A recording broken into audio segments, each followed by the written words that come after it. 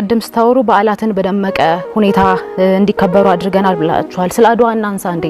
ለመጨረሻ ጊዜ የአዲስ አበባ ሕዝብ የአድዋ ድል ባለቤት የሆነው የሚኒሊክ ሐውልት ስር እንዳያከብር በአስለቃሽ ጭስ ጭምር እንደበተናችሁትና እናንተ በገነባችሁት አዳራሽ እንዲታጠር አድዋ እንዳረጋችሁት ማንሳት እኮ አላቃተንም።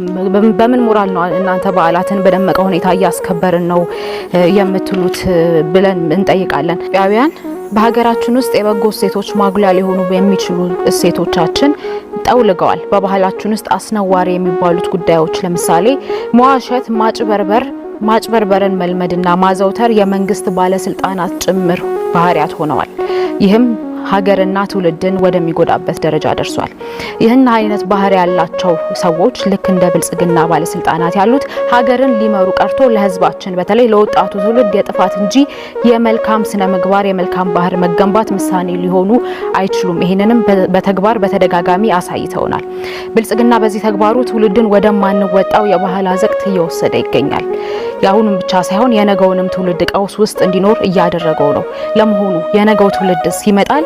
አሁን ላይ በቋንቋ ተለይተው የሚታሰሩ የሚሳደዱና የሚገደሉ ዜጎች በሀገራችን ውስጥ ተበራክተዋል። ይህ ቋንቋና ባህልን ማክበርና ማሳደግ በፍጹም ሊሆን አይችልም።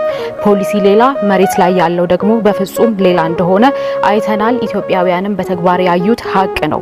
ኢትዮጵያውያን መንግስት የሚያዩበት ደረጃ እጅጉን ስለወረደ መንግስት ከዚህ በኋላ ተከብሮ እንዳይቀጥል እየተደረገ ነው። መንግስትነት የሚለው ኮንሰፕት በራሱ በጣም እንዲወርድ የተደረገበት ጊዜ ነው። በዚህ የብልጽግና ያለፉት አመታት የአመታት ውሸት፣ የአመታት ከፋፋይነት፣ የአመታት ግጭት ጠማቂነት፣ እልቂትና ውድመቱም እንዲያበቃ ብልጽግናን ባለመምለጥ የቁልቁለቱን ጉዞ ማስቆም ግድ ይላል። የማህበራዊ ኑሮ መሰረት አብሮ መኖር፣ መግባባትን፣ መከባበርን፣ መተሳሰብን፣ መረዳዳትን፣ ጉርብትና፣ ሌሎችም ትስስሮች ከማጠናከር ጋር ተያይዞ የሚመጣ እንደሆነ ቅንጅታችን ያምናል። ይህ ሁኔታ በዚህ ዘመን እጅግ ከፍተኛ አደጋ ላይ ወድቋል። ህዝባችን ከሀገሩ እየተፈናቀለ በመላ አፍሪካ መካከለኛው ምስራቅ የጉስቁልናና የውርደት ህይወት እንዲገፋ ተፈርዶበታል። ይህ ደግሞ ከስርዓቱ ፖሊሲ የሚመነጭ መሆኑን በተግባር በተደጋጋሚ አይተናል።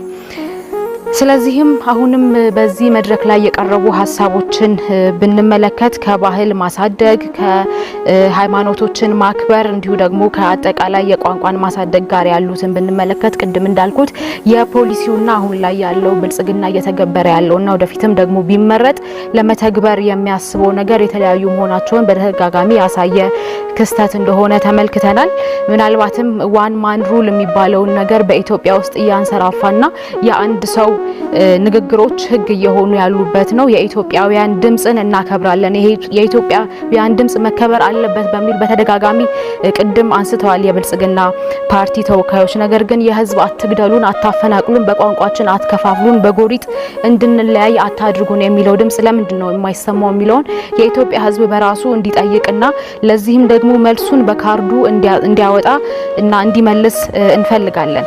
በአጠቃላይ ትብብር ለኢትዮጵያ አንድነት የማንንም ባህል የማንንም ቋንቋ የማንንም አመለካከት የመጨፍለቅ መብት የለውም። እዚህ በምናደርጋቸው ክርክሮች የሚደርሱ ነገሮችንም ጭምር ደግሞ ቅድም አንስተው እንደ ሰላማዊ እና ዲሞክራሲያዊ ስርዓት እንደገነቡ ሲያስመስሉ በጣም የሚያስቅ ነገር እንደሆነ ተመልክተናል። ምክንያቱም አሁንም እዚህ እየተነጋገርን ባለንበት ምክንያት አሁን በምንነጋገርበት ርዕስ በቋንቋና በባህላቸው ተለይተው እየተሳደዱና እየተገደሉ እየታሰሩ ያሉ ዜጎች ያለበትና ያለንበት ሀገር ላይ ስለሆንን ማለት ነው።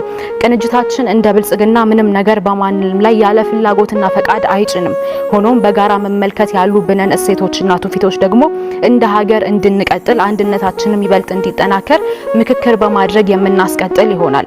ባህሎችንና የህዝብ በዓላትን እንዲሁም ሃይማኖቶችን በተመለከተም ቅንጅታችን ለነዚህ ያለው ከበሬታ ከዚህ በፊት በተደጋጋሚ እንደ ፓርቲዎቹ በተናጠልም እንደ ትብብርም ስናወጣ በነበራቸው መግለጫዎችና ባሉት እንቅስቃሴዎቻችን የኢትዮጵያ ህዝብ መገምገምና መፍረድ የሚችለው ስለሆነ ብዙ ወደሱ አልገባም። ነገር ግን አሁንም ቢሆን የምናስበው የዜጎችን ባህልና እሴት በማክበር ሀገራዊ አንድነትን ለማስቀጠል ትብብር ለኢትዮጵያ አንድነትን መምረጥ እንደሚገባቸው ዜጎች የሚያውቁት ሀቅ ስለሆነ እሱ ለማስታወስ ወዳለው ምልክታችን አውራጣት ነው። አውራጣት የኢትዮጵያዊ አብሮነት፣ የመተሳሰብ፣ የመተባበርና የአብሮነት እንዲሁም የአሸናፊነት ምልክት ነው። የሚያሸንፈው ደግሞ አንዱ ሳይሆን ሁሉም ኢትዮጵያዊ ነው። እንዳልነው ለዜግነት መብት ትኩረት እንሰጣለን። ስለዚህ እያንዳንዱ ዜጋ አሸናፊ የሚሆንበትን ትስስርና መድረክ ነው የምንገነባው። ትብብር ለኢትዮጵያ አንድነትን ቢመርጡ እንደ ዜጋ ብቻ ሳይሆን እንደ ሰው ተከብሮ የሚኖርበትን ሀገር ለመገንባት የሚያስችል መደላደልን እንደምንፈጥር ቃል እንገባለን። ይሄንን በተደጋጋሚ ባደረግነው እንቅስቃሴ ያሳየን በመሆኑ አዲስ ሆነን ለአንዳንድ ፓርቲዎች ለምርጫ ሳይሆን ብቅ ያልነው አሁንም ለ5 ዓመት ከዛም በፊት ደግሞ ለነበርነው ያሳየነው ነገር ስለሆነ ትብብር ለኢትዮጵያ አንድነትን ይምረጡ።